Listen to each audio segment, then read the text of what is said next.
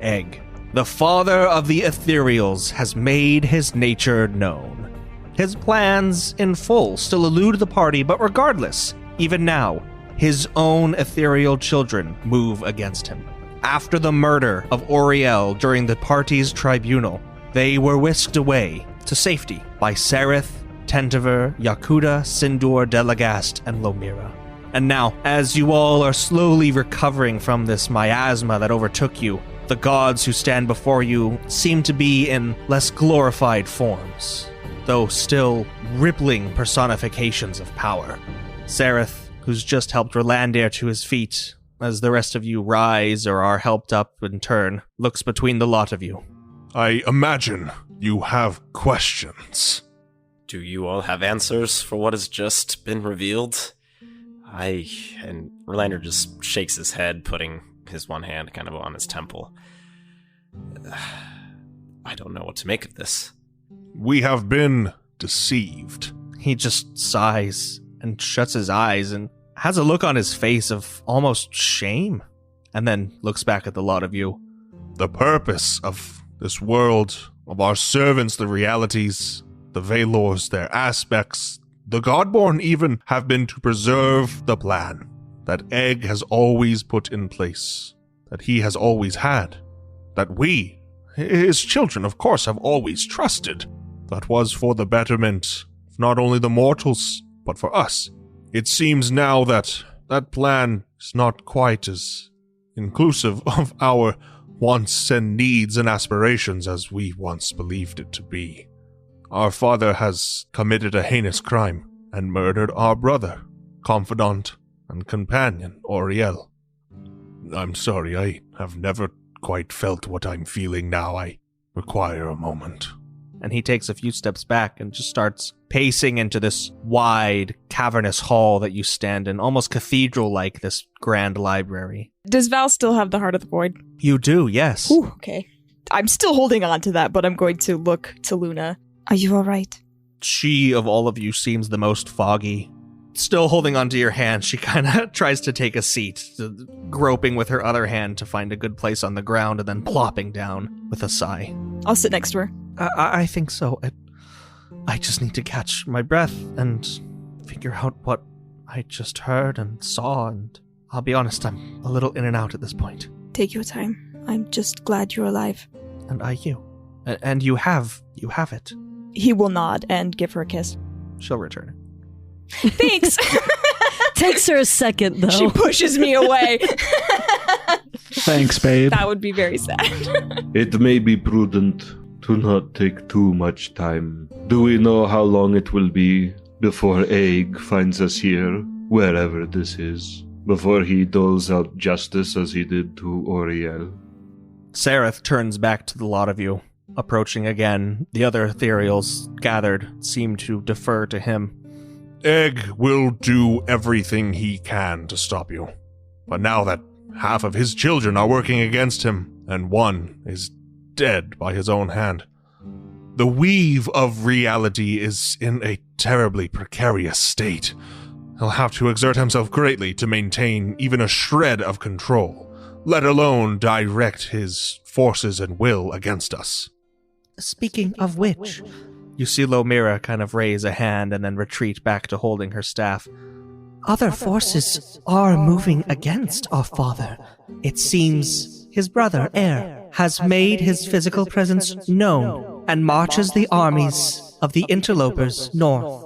Meanwhile, I feel Vale is also making a play for power, rallying the little support the Valors still hold to his personal cause. Realities, and she kind of just stops, twitches, almost feels the air, and then nods.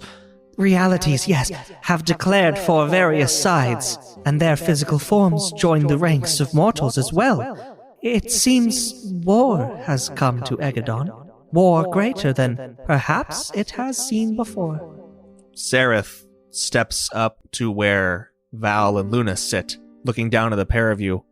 You have what you came for, yes? Yes. Good.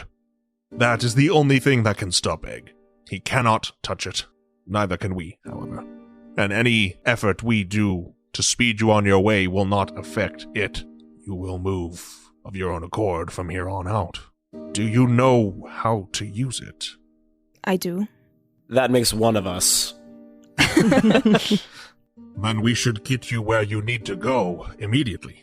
And where is it that we need to go? Or is that of our choosing? So you don't know how to use it then? Like I said, only one of us does, and he just kind of looks over at Val. He hasn't really had time to share that with us. Luna also looks over at Val. Val? Anything? It's not information that I know how to communicate. I can't tell you. What do you mean? The things that I witnessed and now understand go beyond the fabric of this reality. The one that Egg has constructed and seeks to uphold. Ah, if that's the case. And he simply just nods to his brothers and sisters, and they again form up around you in a circle, and they join hands, and then, like a pane of glass shattering, this whole world is just fragmented into pieces. And you find you can speak freely, Val. Okay. I'll tell everybody what I know, like, about how all of it works. If you'll refresh us, Ryan, we can just pretend that Val said it. Yeah, all you know is that it will manifest your will, and it will either be destroyed when you use it, or will destroy you. Okay. That's really all you garnered from Genderic. Mm-hmm. To some degree, I think it will be intuitive. Then, what of this location that you speak, Sareth? And you see them straining a bit, and then, as if this action just reverses, these shattered shards of glass that were twirling off into infinity rewind and reform, and you're once again in this library. And the Aetherials let out a collective breath and step away. In order to use it, to make your will manifest, you must bring it to the top of the crown of Aegedon, the great mountain in the central fell. On its summit you will find the shrine of Aetherial, and there you can activate it. That is the extent of our knowledge of this thing. To be perfectly frank, if I am the one to do this, I intend to put reality back the way that it was. Is that what you want? I don't quite know what I want any longer. For so long I have gone without want. I have simply done as I was designed. But now I see I have upheld a lie, and the face I glimpse in the mirror, a lie also. Do what you will of this world. None could damage it as far or so deeply wound it as our father has. If nothing else, I believe we, Glancing among the party. are all agents of free will. Sindor actually lets out a little chuckle at this. That you very much so are. Though, you are not as powerful, perhaps, as you need to be. 3 among you yet lack the gift the others possess. But from us assembled here, turning to his sisters and brothers, there is only one more gift we can bestow. Lomira takes a little step, a tentative step, toward the group. Her eyes that are just kind of this milky blue you see from under her hood, flitting between Cad and Lyrian and Brynir. My purpose is now clear. The fates, perhaps, must now collude to take whatever our father, has set upon the loom and dismantle it. Burn it, perhaps. Perhaps we shall craft a new loom. Perhaps we shall burn the loom as well, even the house within which the loom stands. Build one anew, or alight the fields, even salt them. Who knows? And you see this strange smile spread across her face. For once, I am excited by the unknown. Who among you shall I embrace as my godborn? Cat pushes Brynir and Lyrian aside. Me! Surprisingly, actually, Cad doesn't move. He hasn't said anything. He stands rather placid. Well, I don't quite think I am one to be qualified for that position. My goals for this world are to leave it. I will help in any way that I can, but I do not think that it is something for me. I don't want your gifts, Cad finally says. Everyone rolls their eyes. Gosh. Lomira actually chuckles at Cad. You are right to doubt us. But still, I will not take no for an answer. You then, there, Demlik. You have had strange strings placed upon you in the past. Your puppet masters were cruel, and I saw them as your life and those of others were tangled and cut and burned. I offer you a chance anew to weave fate of yourself and your friends in a better path, a more elegant way. So, you are telling me that I am not chosen of you already, that others intervened and made me something I wasn't supposed to be. No, you were not chosen already. However, fate is a tricky thing, more malleable than perhaps we understand. And though my father seeks to align the void-touched threads and weave them into the grand tapestry of his design, he possesses neither the power nor the volition to do so. Not alone, at least. Your own fates change day to day, minute to minute. Every breath you take and action upon which you set your hearts changes your futures, reweaves, unweaves. What has been set in stone, breaking cycles, wheels, turning. Sister, please. Yes. If you deign to be chosen, you are chosen, will have been chosen, and always will be chosen. Brynjar, after taking a moment to himself, kind of looking down, he looks up rather confidently and says, "Well then, let's make this world a better place. Make me your godborn." And she just smiles, and she extends her staff and just kind of taps you on the forehead, and it's all incredibly anticlimactic. Though externally it is anything but a power show. Inside, you do feel this wave of purpose and intent strengthen your form. With that concluded, Lomira takes a step back, and Sereth just kind of clapping his hands in front of him. Very well. It seems you have all you need then to set on your way. A small thing, however. With the exception of Lunavra, none of you will be able to use intent unless you affix yourself to your godly patrons. Otherwise, you will still be drawing upon the essence of Aegedon and, by extension, Egg, opening yourselves up to utter annihilation. The only thing is, if you decide upon this, whenever you use intent, it will sap the strength of that Aetherial greatly. If you do not wish to take upon that burden, then for your own safety, we would cut you off from intent. I'm sorry, there are no other options. Is this tethering something you are all willing to do? The gods exchange glances and then offer solemn nods. Do you know of any resistance that we could expect on our journey towards the crown of Aegedon? Or would it be a fairly, aside from it being a very, very tall mountain with snow and other inherent dangers, straightforward journey? Tantivir speaks up. As Lomira has said, the forces of mortals, men and kin and others, move across the lands, declaring for Egg's host, for Air's host, and for Vale's. And we, He motions to his brothers and sisters, will rally our own banners to this, your cause. Between here and he just indicates this grand library, and the center of the world, there will be much conflict. For even now, and he looks around again, and his eyes getting almost a little teary as he just sees this grand library that's been destroyed. I'm sorry. It will not be an easy journey. There will be much resistance to your efforts. I would ask a favor of my patron. If possible, would you be able to change me back to before I was this? I can, and will return you, though not to the form you were born in. but the form you became. You have my thanks.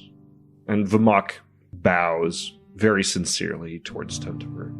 Tentifer reaches out his arm and he says, Bind yourself to me, and I simply ask that you show restraint with intent, for at the end of all this, I too would very much like to see what comes after.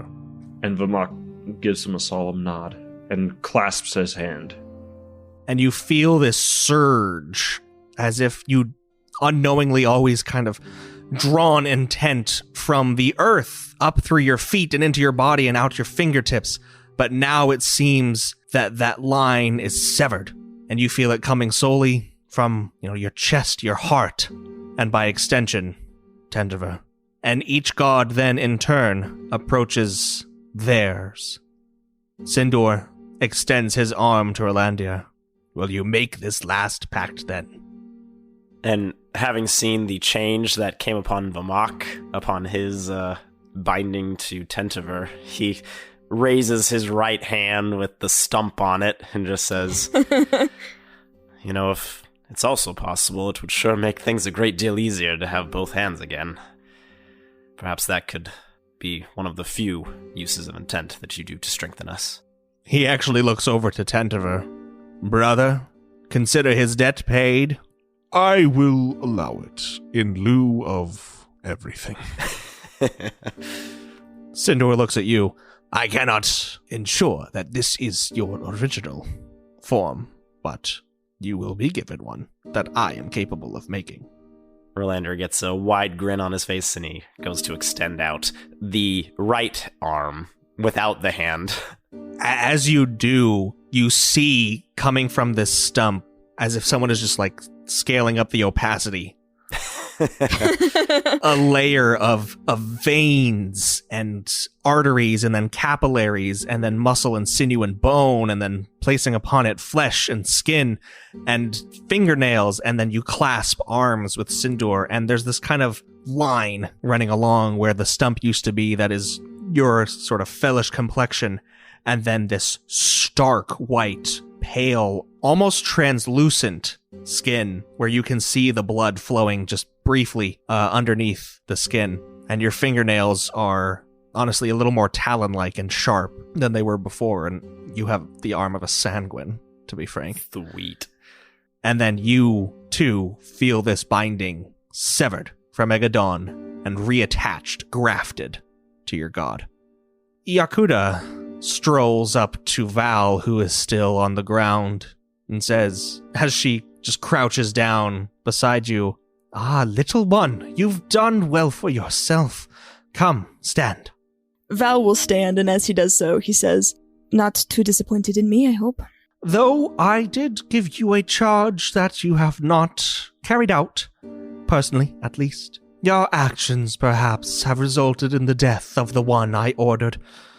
Still, I do not feel I am entitled to give you anything more than, well, the very balance of the life that I am surrendering now. I have brought you quite a war. Yes, but perhaps you have taught me that it is not always the best course. Val's whole face just lights up. He's beaming, and he will extend his hand to her. Do not gloat. You will carry out my vengeance swift, strike my father dead, and promise with whatever will you manifest that he will never return upon the face, I dare not even say its name, of this world. I will do so. And she clasps your arm, and similarly, this bond is severed and grafted, and you can use intent freely, but it will sap Yakuda's life. Delagast approaches Mick, both hands just kind of outstretched. And Mick will mosey over to him with her arms outstretched towards Delagast and will say, "Oh, Delagast, I feel as if we're only just beginning to know each other." And will clasp both hands. And he squeezes them tightly and he says, "Truly, though I feel now more than ever that I have empowered a great force for good, you are virtuous, Mick, and I am proud of you, prouder than perhaps any parent could ever be of a child. For I have seen great things, and I know great things will come to pass with you. And then there's this snap as you feel completely cut off from essence, and it feels suffocating for a split second, and then you feel it rewired into Delegast. At Delegast's comments of Mick being so merciful and virtuous and him being proud, Orlando just kind of side-eyes and quickly makes eye contact with Sindor, and they just kind of look away from each other.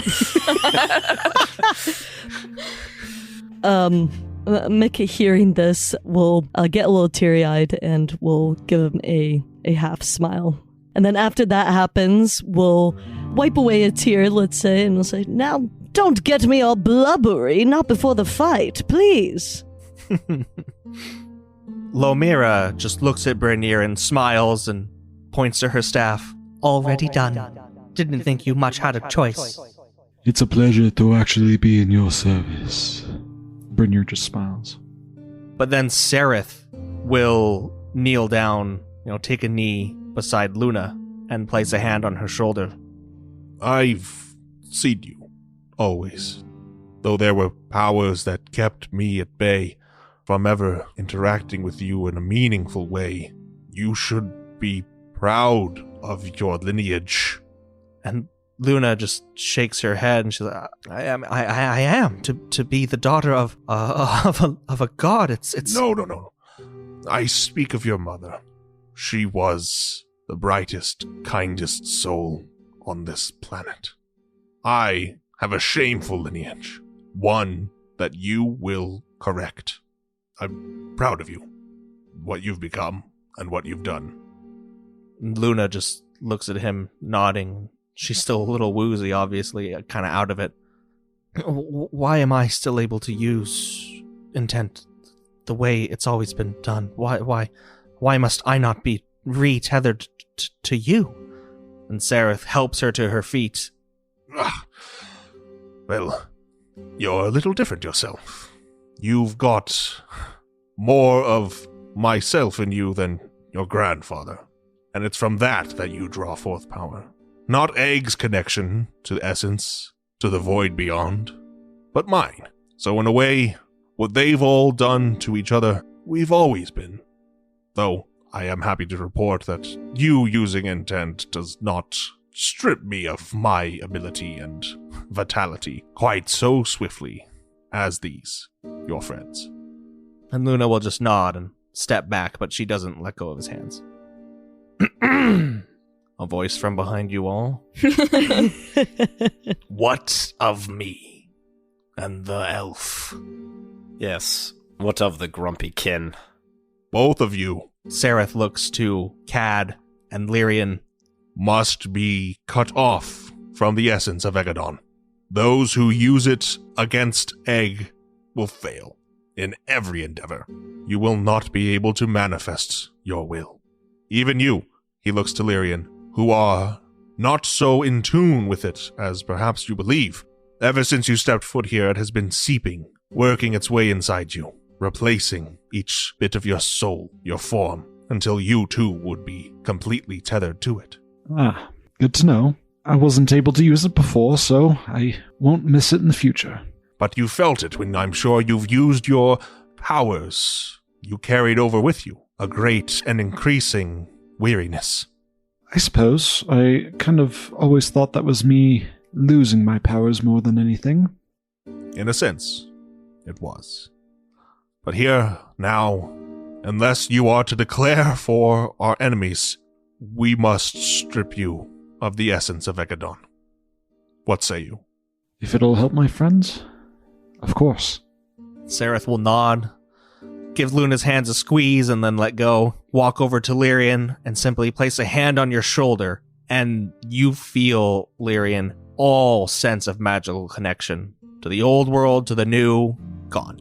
You're the most normal person ever now. And then Sereth looks to Cad. What of you?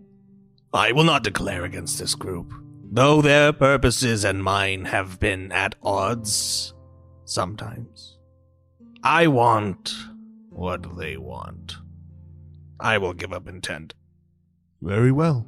And then Sereth places his hand on Cad's shoulder, and you see Cad stumble a little and take a step back and just blink as Sereth steps away.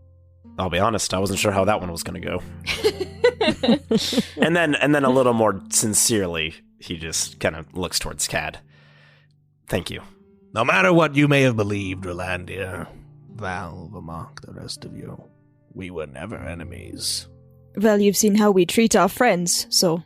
He simply answers with a grumble. Can Val move to Luna and sort of like steady her? Yeah. Sereth, again at the head of this group, turns to his brothers and sisters. They seem to share a silent word, and then he looks toward you all. If you have any further questions, now would be the time to pose them. We must go and fight our brothers and our sisters. What is the truth of this world as you understand it? As we understand it, beneath all things is a great weave, lattice, however you wish to make it material. There is essence, and it holds everything together, and from it everything is built. Sometimes it would fray, as our father pointed out, and we would patch it. We would keep things in check. Everything had its place, everything served its purpose and its order. The reason you and your kind are so gifted in the ways of intent is a result of that weave. Nothing was chance, it seems. Everything was deliberate. Everything was design. I unfortunately can only tell you the truth as it has been taught to me. Only my father knows what came before us. For ourselves, we are immemorial, eternal. We cannot fathom that which came before, for in our minds, in our understandings, we always were and always will be. Even though that is clearly and more clear not the case, it is simply a reality we cannot comprehend. We can only comprehend that which was given to us by our Father. Thank you for your honesty. I do have one last request. I am hoping that by some device that one of you, or perhaps a combination, will allow me to recover my memory from the time that I was on the island. Perhaps you don't know what I'm referring to, but... We know what you're referring to. Oh, a goody, yes. However, similar to that which that one, she just gestures to Val, holds in his hand.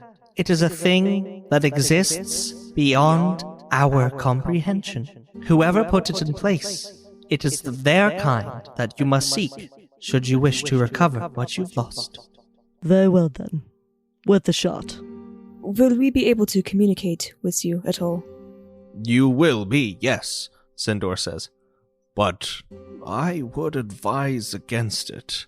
Any direct communication with us would still pose a great threat to you. Egg knows much. Though omnipotent, he is not. More in tune than any of us is he with this weave of essence, and any plucking upon its strings and fabrics will be known to him, especially if they're connected to us. You may use your powers and magics as you see fit, amongst yourselves and interacting with other mortals, but should you strike against gods, he will know. Understood. Then, if there is nothing else, we will take our leave, and wish you simply all we can, the best, in your endeavor. I hope soon that this conflict will abate, and you can change Aegedon into something better. Perhaps we will see you again, but I very highly doubt it. And Sereth, Tentiver, Lomira, Delagast, Sindur, and Yakuda will walk away toward the terminal end of this long hall where these floor-to-ceiling windows have been shattered, and they just kind of flicker in and out of existence as they join the points of sunset that are reflected and refracted in these shattered panes. And they're gone. Well, now what? We get moving. Yes, I suppose first things first, figure out where we are, and then figure out how we're going to get to the top of this mountain. Oh, and already Rolandir can, feel that this power, which is to this point been, this endless source, he does feel a certain limit to it, or balance, that he's not used to. And he does feel a weight of responsibility now for both what happens to Sindor and himself. And he's just going to cast Intent as much now. Instant, mutually assured destruction. Man, feel pretty bad for that guy.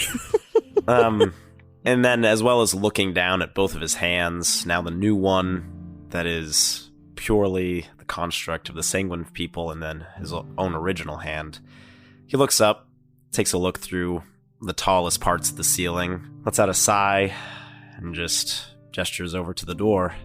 Well, we'd best get on with it then. He's gonna turn and start walking.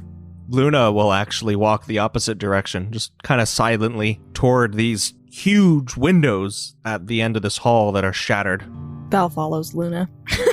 I don't think Verlander noticed Luna's walking, so he's just walking for a bit. Cad will turn. He'll watch Luna for a second, but then he'll turn and follow Verlandir. I think that Mick will also follow Verlandir, assuming that there's nothing else to be done but to move forward. Vamok will, after, examining his own restored Mazkin body, he'll look over at Val and Luna, who are, walking off together. He'll just kind of nod, and then turn and walk towards Rolandir. As soon as Rolandir makes his move to leave, Lyrian will follow and try to strike up a conversation with him. As for Brynjar will look at the shattered windows and just kind of take in everything that has happened right here, and he truly feels like he's found the right path for him, and he'll start heading out. As you near the terminal end of this hall where the shattered windows are, looking out upon, from what you can just see right now, is a smoky horizon, Luna says to Val, I'd always dreamed of coming here as a child. When I was growing up in Bastion, thought I could do something greater, something more. I always thought I was something greater. And then especially after, once I thought I was a godborn, and then Cad found me, and then we knew what I really was. I thought, of course I'll come here, and I'll learn, and I'll grow, and I'll be the best I can be, and I'll help Aegedon, and I'll honor my father, and I guess my mother too, whoever she was. And, of course that would never have happened. The Magisters would have seized upon me in an instant, and even when we all were here, I didn't dare step foot inside. And now, as Val and Luna reach the edge of this hall, you see, in fact, that beneath you, laid out before you on these rolling hills and into the valley of the Fell proper, is the city of Mainstay. This is the Arcanum, the university, in utter shambles, in pieces. And before you, looking out below, the grand capital of the Fell Kingdom, of perhaps even the whole human race, seems to be naught but a smoking ruin, streaked with dirt and ash and blood, its different tiers of walls lined with broken siege towers, its grand stone architecture crumbling. And you still see people moving, milling about. The fighting is gone. It's over. Moved somewhere else, far away, into the burning fields that now mar the horizon. But here, you can see fully the first casualty in this ethereal war. And Luna just looks at Val, and then looks out there and says, "How?"